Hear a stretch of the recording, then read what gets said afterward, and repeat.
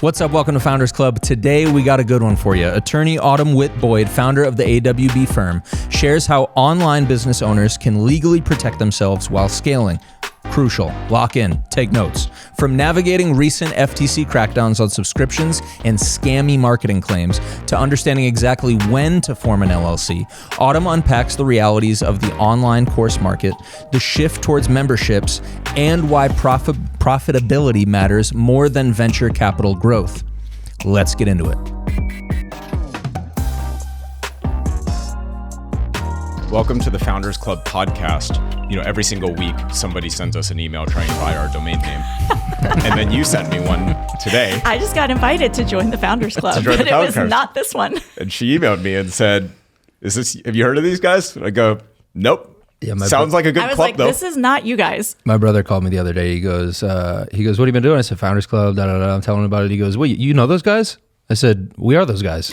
And he goes, no, there's other guys. Yeah. I was like, all right, well. I had like 3 reach out to me in the last week. Are you serious? Yeah. No, they're going hard. I know, a lot of Founders Clubs. Well, let's check the price. All right, so last in market, high chance of confusion. We'll move on. Poor trademark choice. Good to know. We won't even file. Election. Anybody ready for it to be done? Yes. Yes. Yeah. Absolutely. Like, at this point, I just want it to be done. I hope that November 6th, we just solidly know where we're going. But Kamala, though, she's like doing all these town halls, and she threw out this $50,000 startup credit for small businesses. Like, what do you guys think? I mean, how real is that? Like, what? I mean, I don't know nothing besides the headline. So, I mean, have you guys looked into it? Well, the headline sounds good, though, right? It does. Would love it. Yeah. Because my first thought was just like, well, I could use 50,000. Right. You all have businesses already, right? We're too late. Already, yeah. That was the big takeaway. I'm just used to them not ever following up with anything. So when they say small businesses are the backbone, I'm usually like, oh yeah, that's not happening. Whenever you hear backbone, you're like, that's just a headline. Just because you're still waiting for your student loan. Exactly. Oh, backbone equals backseat. Spencer's still bitter about the student loans. I assume your TikTok feed or your Instagram feed or whatever is tailored to a lot of legal content for you. I mean, do you just consistently eye roll? I actually unfollow. Like, Not interested. Yeah. It's like watching legal shows. Yeah. And that's like me with marketers. Like every single time that I get an advertisement that just tells me that they're going to do it for me, they're going to drop ship it for me, and I'm going to make a ton of money and not have to do anything. I just save it. Probably not. Just Yeah. Do you end up playing cleanup for people who follow this type of advice and then they come to you and they're like, hey, I got swindled in some way? Yeah. I mean, the good news is it's relatively hard to mess up forming an LLC or a corporation in most states. It's not exclusive, but filing too early is really just usually going to be a waste of money. Like, you're not usually going to mess up. But as Vincent said, you know, if I filed an LLC every time I had an idea, I'd have 30 LLCs. Yeah. Like, so that it's more just, I like to see people get up and running to actually have something to protect. Can you define that a little bit? Like, when should somebody pull that trigger? Yeah. So I like to think about risk. So again, if you're not selling anything, your risk of being sued is super low. If you have substantial personal assets, your risk is going to go up because you really want to protect those. So the LLC is going to kind of build a fence over your personal assets. If you're like most of us, you got student loans, maybe a mortgage, like you don't have a ton of hard assets that could be taken, then I like to wait and see you're up and operating. And depending on what kind of business, like let's say you run a podcast agency, again, risk is very low if you're being sued. It's mostly going to be breach of contract, maybe copyright infringement. But you can avoid a lot of that by just doing business the right way. So I would say once you're making real money, like you're reliant on the paycheck, maybe it was a side gig and you've quit your day job, like it's time to get legit. That's kind of my back of the napkin. Oh, I kind of like that one. The when you quit your day job. Because otherwise, like you said, you'd have 30 LLCs. It's like how Spencer and I both have like 100 domain names. So our problem is we saw the marketer version of that said grab the domain name as soon as you can, because otherwise somebody will get it. And this is how you end up with NashvilleVanLife.com. How do you deal with that in your industry with there just being so much of, as in the marketing world, we see the same thing. If there's so many people out there that are preaching crazy stuff, how do you kind of handle that professionally and personally? Yeah. So professionally, it's mostly trying to get in front of the right clients. And the right clients for us are open to a professional opinion. Yeah. So they're not looking to DIY. Yep. Or maybe they've heard something and they come ask us about it, but they're not relying on that to take their next step. So that's it. Personally, I mean, marketers got to market. Like, lawyers have to market too. So I'm not throwing any shade at that lawyer. It's, it's a good hook to try and get people excited about that. But Sure. I know I've gotten sick of just like personally just looking at all the, here's what's the next thing. It's like, dude, I just get exhausted. Yeah, no, I mean, all the false promises too. Like, I mean, all these FTC regulations around, wealth claims and stuff. It's pretty crazy to see like how many people get away with that for a long time. Yeah.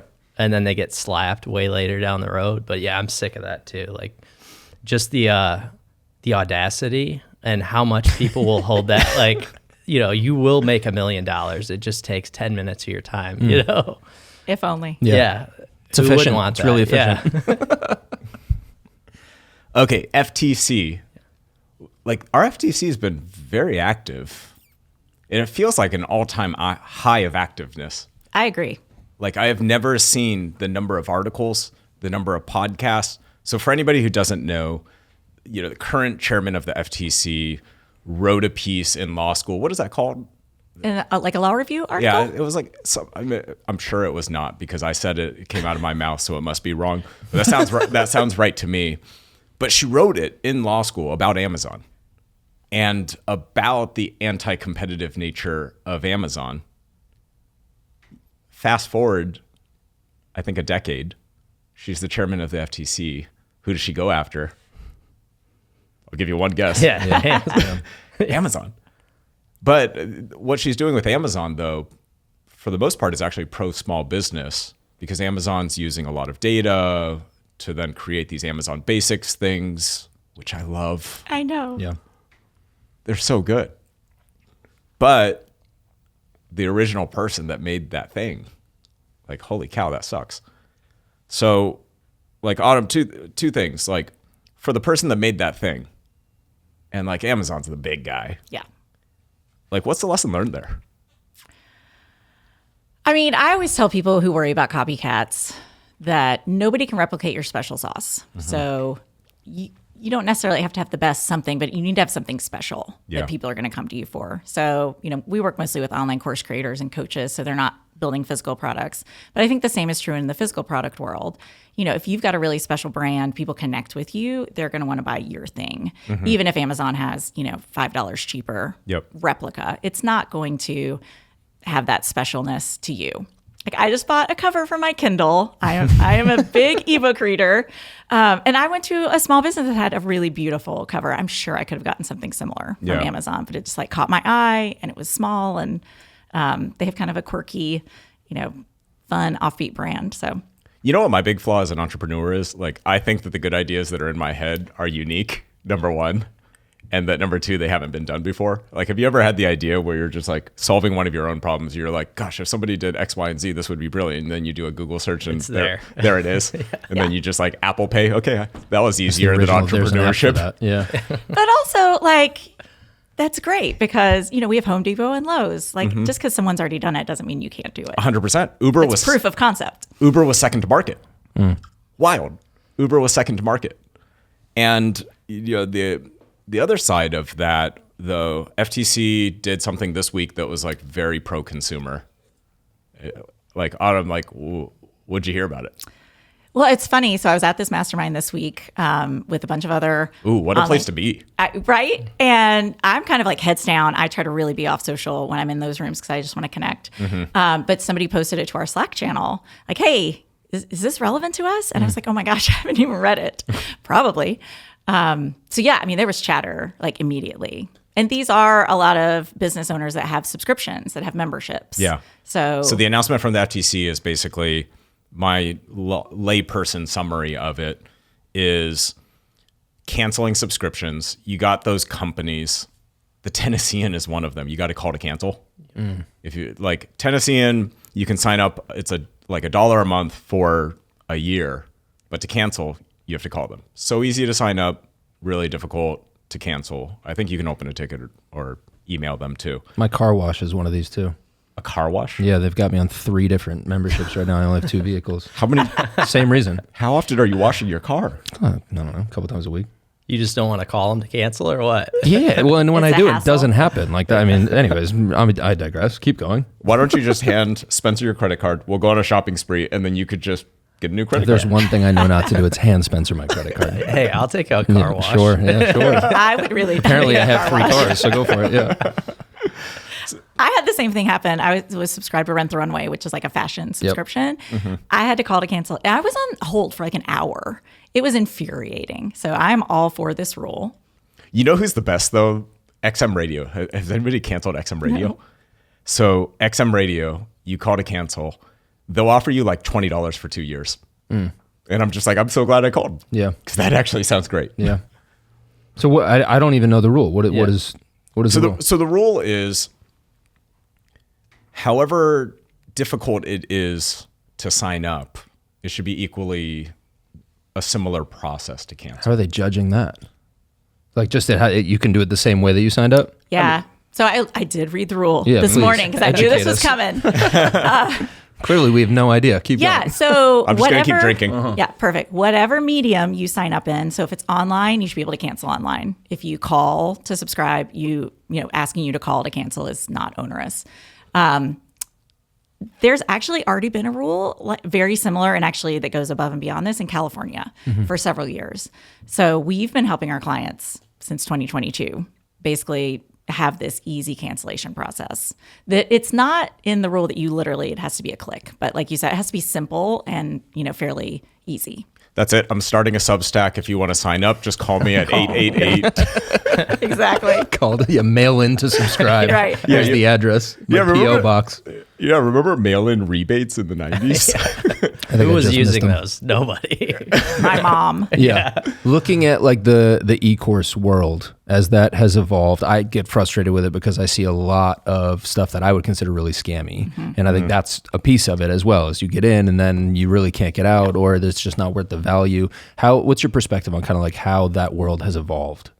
Yeah, I think we saw in 2020 an absolute explosion because people were at home and they Everybody's had at money home. to spend and they wanted to be entertained or to learn something. And so a lot of people entered the market who were very scammy scammers. And for years prior to that, my clients would be worried about FTC and I'd be like, you're really not big enough. Even a $20 million online business is not really going to be on the radar of the FTC. I will say in the last 2 years, that has totally changed. And I think it was that 2020 influx. And a lot of people have been scammed and they've gotten a lot of complaints. So they're now going after much smaller businesses, still multi-million-dollar annual revenue. But what I have seen, because I've done some research here, they will not sue you out of the gate. Like you will get a warning letter if you are scamming people, if they've gotten complaints. They will try to work with you to remediate, to pay damages. The people who get in big trouble either ignore those or, say they're going to change and then don't. So it's the really flagrant violations that are coming to the FTC. What is getting people in trouble mostly? Like outright lying or, cold calling your grandma and saying she can make $10,000 in a week with an online course, like just people who really, there's no way that they can succeed. There's no way the claim can be true. That's what they're really going after. Interesting. Like a lot of people we work with a lot of business coaches and they get kind of a bad rap because they do make claims because they help people with results. But no one that I work with doesn't provide anything or Right. like bait and switch. There's none of that with the people I work with. So it really is the really gross, terrible scammers. How do you go about substantiating the claims? Is there a hard and fast rule to, you have to have 3 testimonials from people who have seen this, or is it just kind of loose? Yeah, well, it has to be true. So you should have some method of verifying, if your customer says, I made $10,000 in 2 weeks, you should ask for some kind of proof of that. There's no rule for what that proof has to be. But then the other thing is if you're using testimonials, people almost always highlight their superstars because that's what Natural. you want people to see. Yes. So the rule is that the results are supposed to be typical. They don't have to be exactly average. But if they're not typical, then that's where that disclaimer comes in. And you have to say results not typical. And then you have to say what would be typical. So let's say, $10,000 in 3 weeks is your testimonial. The average or the typical customer made $50 in 2 weeks. You have to disclose that. Or you have to share, was there extraordinary effort that was required to get that $10,000 in 3 weeks? Can that be fine print? So it's like typical is 50? Yeah. Okay. Clear and conspicuous. Yeah. It can't be too fine. Okay. But yeah.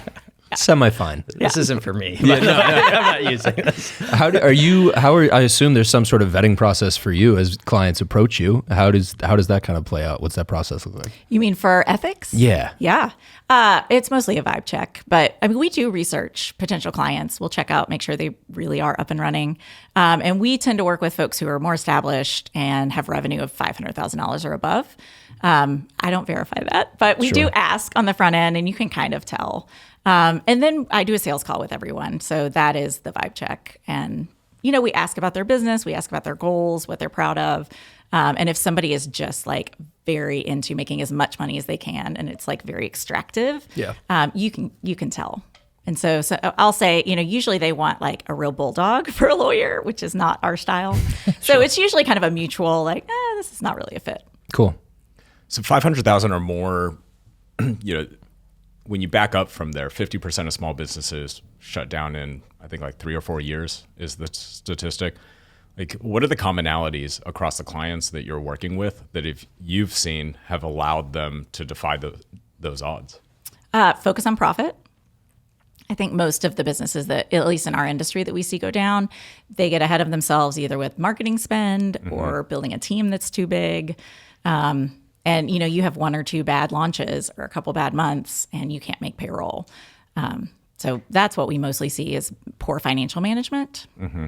So on the flip side, watching your money, making sure you have a healthy profit margin so that you can weather and, rainy day fund.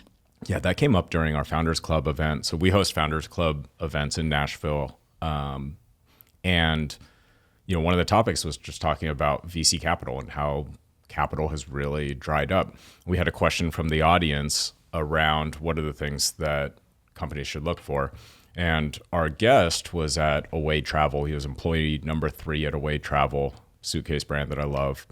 And that entire world has been turned upside down. When Casper, the mattress company, filed for their IPO, it went viral that they were losing $700 per mattress that they sold. I don't even remember how much was a Casper mattress. Like $800, I thought. Yeah. I think it's in the thousands. I think they're expensive. Really? But I could be wrong. I bet they are now. Yeah, right. And at the time, you could do that. You could get bought out by this big, Walmart bought Bonobos, and it was crazy because the panel discussion, the things were build a product that creates value. Number 2, build a product that is profitable. And number 3 is build a product that gets your customers wanting to talk about you to others. And there were so many head nods in the room, but what was striking to me was it was just straight back to foundations and basics, because you shouldn't even, in theory, have to say one of the purposes of starting a business and how you're going to survive is to be profitable and focus on profitability. Wild that's an off the board idea. Yeah. Well, money was cheap for so long. Yeah, I know. I think everything changes. I was talking to a VC last week, and I mean, their whole goal when I talk to them is just to help you raise more funds. It's a startup studio. And I'm like, that's a weird goal. It's not to build great companies or be profitable. It's just to raise more money. Yeah. So it's still, that sentiment it's less and less, but it's still out there. And I don't know, I think we're going to see a shift towards people just focusing on profitability. I mean, we see it with small businesses. I'm sure your clients, Autumn, They're are not taking VC money. Yeah, exactly. It's mostly bootstrapped. Yeah, very profitable businesses, information businesses, I'm sure. But it's just interesting to see that a lot of them aren't, some of these are just stuck in their ways, these VC firms. Yeah, no, I mean, it's really easy to say focus on profitability, right? Be frugal, don't hire too much, don't overspend on marketing. Embedding that into the DNA of your company, completely different thing, right? Yep. Because off the cuff, you talk to 10 small business owners and you can say, are you making money or are you losing your pants every month? They'll know the answer to that. But then the next level question of how much are you growing year over year versus how much are your expenses growing over year, then it's like, ooh, may or may not know that. For to tie it back to legal stuff, when you're looking at founders or CEOs or small business owners who have started companies who don't consider themselves legal minded, where do they go? That's most of them, I think. Right. Yeah. Yeah, so often they'll start by, kind of like the TikTok that we saw, like educating themselves, doing Google searches, maybe using templates. And that works great in the beginning, honestly, because again, your risk is low when you're just getting started. And then as they grow, what I find is they might start asking their friends, like, have you worked with a lawyer? Or they might, attend a webinar or, follow lawyers and kind of start to stay up to date. And then I think once they hit, if they hit that $1 million mark, usually that's when we start working with a lot of our clients, and they're kind of like, oh man, like I have a real business and I guess I need to like get my ducks in a row. So that's kind of the progression we usually see. Is it usually reactive, like they've had an issue legally? Sometimes. Nice. Yeah. Is it ever too late to button things up legally? No. Well, I mean, if you're in the middle of a lawsuit, Sure. like you can't fix what has already happened. But Sure. no. And we've actually, there's one client that comes to mind that, I mean, she had a like $10 million annual revenue business when we started working together, and she'd done some things, but it was kind of a mess. And so we helped figure all that out.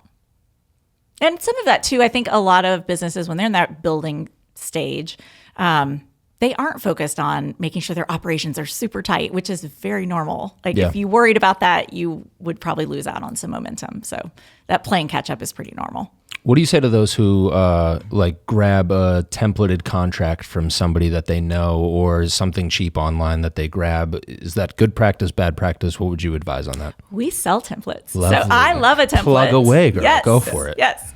I think a template is great. Again, when you're just starting, or if you're starting something new and you don't want to invest a lot in it. Like we all have these ideas. And we're like, I'm not going to spend $3,000 hiring a lawyer to help me with this.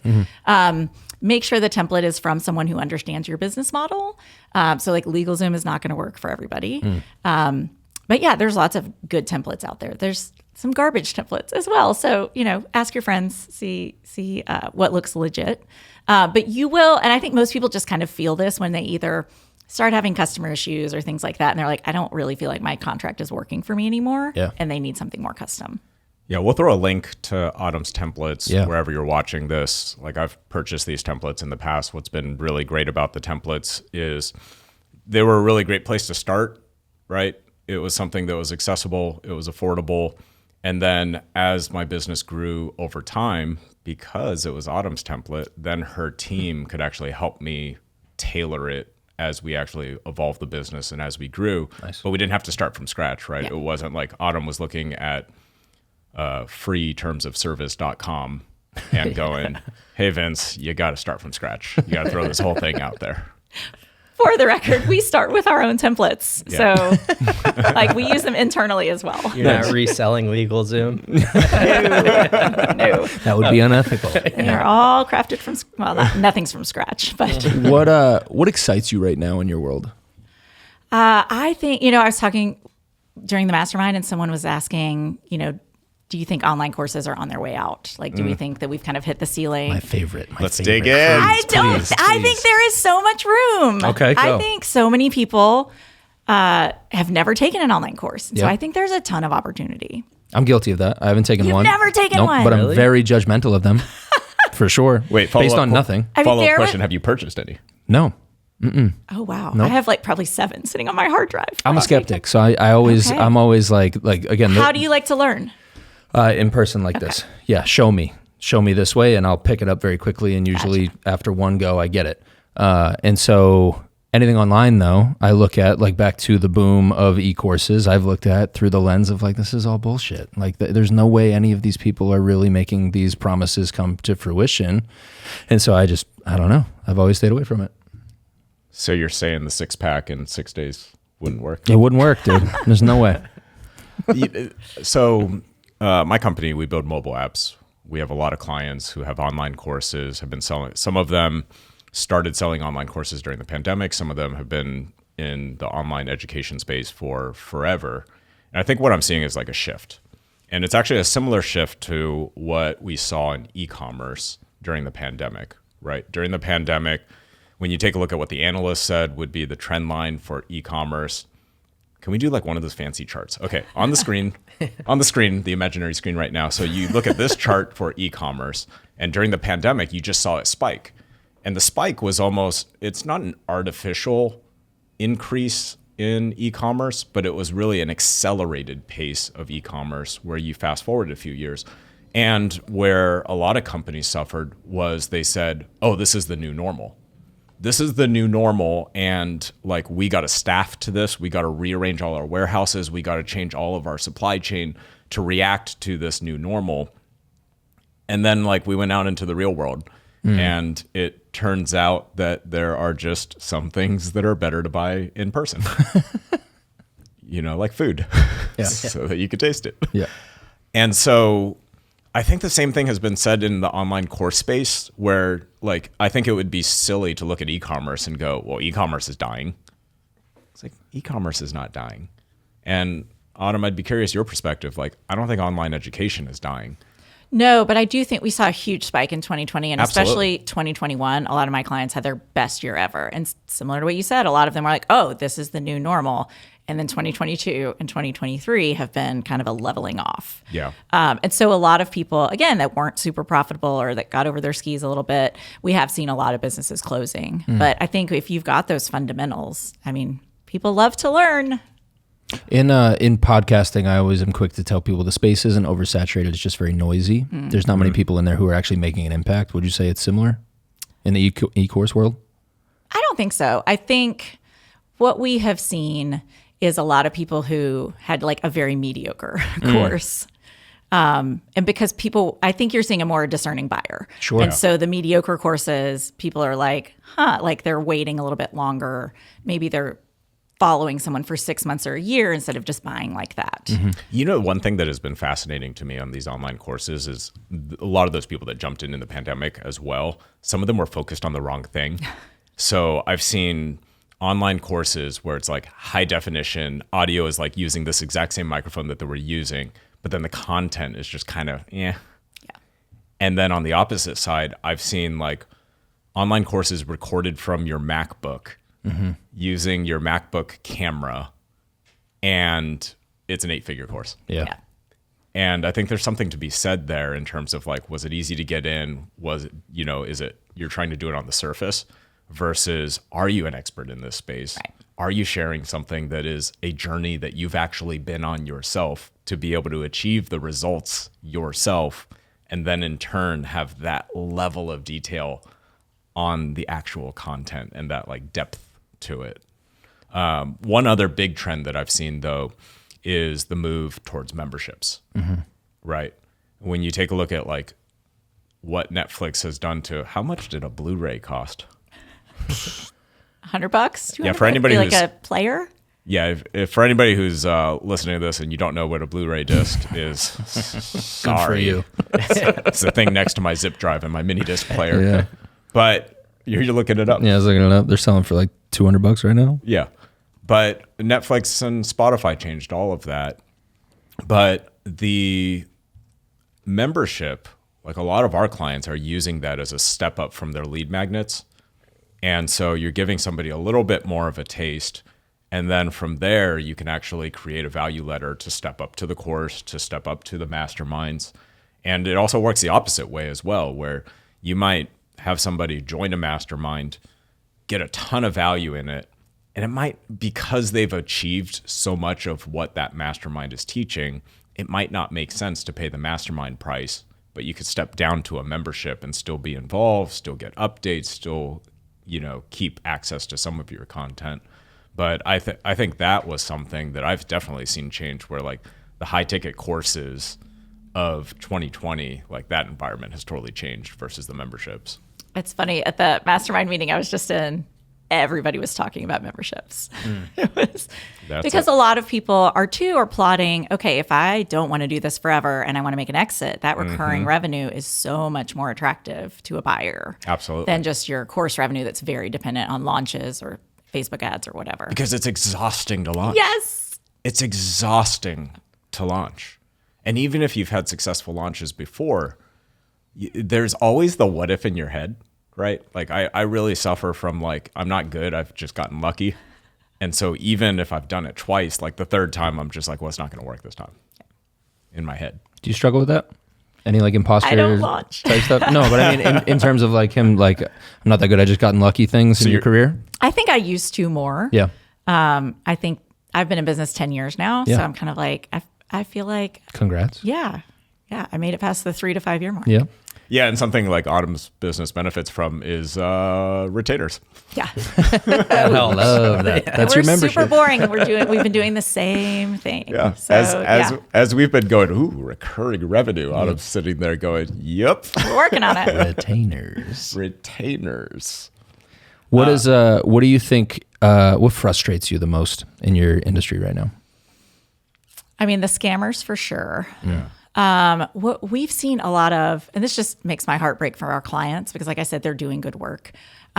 Since the economy has gotten so shaky, our clients are seeing a lot of refund requests that are kind of scammy, like really inappropriate. Oh, I want to get into that. Yeah. Like Like somebody bought goes it, they're through using a it, they're course or a doing all of it. mastermind. They even, a lot of times our clients are tracking their customer results, so they can say like, "I know she got incredible results," Yeah. and they want a refund. Oof. And so then it's very tricky. Like even if you have a solid refund policy, your heart, a lot of times it's a sob story. And so you have to figure out what to do. Do you think it's a byproduct of how scammy the e-course world has gotten in that the consumer has kind of been trained to like, well, I can just take advantage of this the same way you're trying to take advantage of me? Yeah. And some of our clients, I hate to say canceled, Sure. but have been definitely like put on blast for either, granting refunds and then stopping or not, refusing to grant refund requests, have been labeled scammers when they're not. Yeah. So yeah, I think so there's tough. a lot of that just kind Yeah. of like in the air. Yeah, because like it's as you grow, eventually at your 1,000 true fans moment, you're going to get that person where they've been on every group coaching call. You literally know who they are. They've gone through the curriculum. You can see it in your tool in the analytics. And yet it takes so much time to fight that chargeback Yeah. Yeah. that it's not worth it many of the times to actually put it all together and fight the chargeback, but you do it emotionally, Right. You do it emotionally. When it comes to the wording of those offerings in those contracts, how do you work with clients to make sure that they are very clear on what those terms actually are when it comes to cancellation and kind of protecting themselves? Well, so, we'll talk through how do you want this to play out. And what we see is a lot of times that evolves. Like they might start out really generous and then after they've gotten burned a couple times, they'll come back and they're like, nope, I need a line in the sand. Yeah. Or they'll say like, my team is tired of having to use their judgment. Like they just Right. want to be able to make an easy call. So we just make sure it's super clear. But the thing we talk about, and a lot of what we do is like business advice, not legal advice, is if you really want someone to pay attention or to understand your policy, it can't just be buried in your terms. Right. Like you got to talk about it. It's got to be highlighted on the sales page. Yep. You've got to make it super clear. Move it out of the terms, move it into the confirmation email, Exactly. move it into yeah. the order They page. need to hear it a couple times usually. You said something interesting, how a lot of what you do is business advice, where you're technically getting paid for legal. Is that just bundled into the price? Is that something that over time you've just decided that's part of what we do? Yeah, I mean, I do know lawyers who will like, again, draw that line Yeah. and be like, no, but I mean, we have so much experience from working with so many online businesses. It feels like it would be a disservice not to share what we've learned. I assume it's or way what we more- see other people. Yeah. I assume it's way more, way less friction as well for you guys. If you're just like, we don't have to worry about like drawing a line, that we can continue this conversation. Yeah, and a lot of times that's part of our value. Like Yeah. that's why they come to us because we do know the industry. Yeah, it's a differentiator. I mean, that to relationship is so key. Artificial intelligence. Nice. I'm cringing. Thoughts, comments, discussed? Yeah. The floor is yours. I mean, so I have not integrated it as much as a lot of lawyers have, just because what we do is so custom and what we do with our clients is very relationship based, to your point. We're not doing a lot of just like rote work that I think I could just like plug into AI. But I mean, it's coming and I hope the tools get better. Like I would love, there's tons of tasks that we do that are so boring and repetitive that I would love to, be able to automate. Spencer, how have you viewed, like, how does your team use AI? I mean, we're using it for ideation, to give us ideas on how to do things. But I mean, the biggest part of it is like, it's still not perfect. Like a lot of people think it's perfect. They'll just put anything out there that ChatGPT is giving them, but the answers aren't perfect. Also, you have to think about like where that content is coming from. There's a lot of, false content, false information put in there. So, I mean, you can't use it foolproof, but you can use it as a baseline to give you some ideas. Like if you need thoughts on things, that's how we use it. I think a lot of people are using it in different ways. Like, we hear in the marketing space that, we're basically going to be completely wiped out, like our job. And I'm sure you're hearing that too, Autumn, as a lawyer. Like, but I don't there's human input that needs to be in there. And it's all the years of experience we have. A lot of people don't know how to use it. So even with our clients, we're advising them, hey, go ahead and use this, but just use it to ideate, to get ideas, and then build your own thoughts around it. I think that's the best you can do. At some point, it might get better, but I mean, I don't know when that point is. We've been using it since it first launched, like before chat was even a thing. We were utilizing it just for ideas, but I don't know. What about you, Vince? So Ashton Shanks, who's somebody who's been at a lot of our Founders Club events, said something on the stage during his session, which is he's building AI that talks to AI, and he's almost doing it as like, think of it as like you have one person who's a strategist, one person who's a copywriter, one person who's looking at it from a social media lens, where you can train these different AIs to do things from different perspectives. And we've been doing a lot of that, right? The copywriting is easy. Like if you write a paragraph of my mumbo jumbo, throw it in and say, clean this up so Vincent sounds coherent. It does a pretty good job of that, right? Yeah. But it's not coming up with the content. It's my copywriter. What was game changing about what Ashton said that led me down a rabbit hole is great. Now, what happens if you take that and you say, turn that into an email for an email newsletter? And your AI for that knows exactly what you want on your email newsletter and how to structure that and how to format it and how long it should be and what tone to use and things like that. And so that's what I think is starting to get interesting. We're using it for a lot of data things too. I think what is game changing is being able to send AI out to actual websites and to be able to actually pull real-time information from LinkedIn profiles, from websites, from news articles. Just because, the easy way to use AI is obviously ChatGPT, right? That's where everybody starts. But a lot of the data is outdated. As soon as you can give AI current information, the types of things that you can just do really just open up. No, I love that. I mean, even in our web development work, our developers are using this to help them, but it's still not like a replacement. And it's not like I wouldn't want just me and a bunch of AI agents or whatever. Like that would be so boring. And Pretty cheap, it would, though. It would be. Yeah, I mean, I hear about So fast. Yeah, I know. The customer service angle is the one thing I hear most people saying that. But I think that comes down to a lot of people don't like doing customer service work. They don't want to deal with a complaining customer. It's also expensive at scale. Yeah. Sure. So that is one area, work that people don't want to do. I could see that, optimizing or automating. But other than that, we want people at least intervening. It can't go straight from AI to published to the world. No. I see it as like a performance enhancer. Yeah. It's steroids. Exactly. It's like, all right, cool. If you're already this good at what you do, great. Now you're even better at a whole new level. There's obviously instances in certain industries where, yeah, it could, I think, fully replace. But I think for the most part, for the vast majority of us, it's an add-on. Are you using it? Yes, absolutely. Yeah. Editing. For what? Editing, captioning, very soon reporting. In terms, like you were talking about data, being able to corral numbers from YouTube, Instagram, TikTok, audio, everything, being able to put all that together without us having to manually put them into an Excel spreadsheet and literally spend 40 hours a week just doing that for Who a client. likes doing that? Nobody. Yeah. The AI loves it though. It doesn't complain at all. Have you met AI Alex? Yeah, that's me. Yeah. Hello. But if we're bringing it back to contracts, asking for a friend, how far is too far, or how far is okay in terms of like tapping AI instead of calling my lawyer? I mean, I think it depends on what the issue is. Okay. If it's, again, something you're just trying out.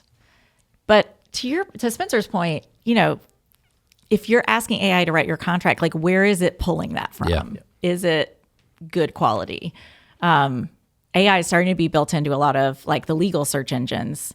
And so there, it's pulling from like a quality data set. But so that would be my concern. Yeah.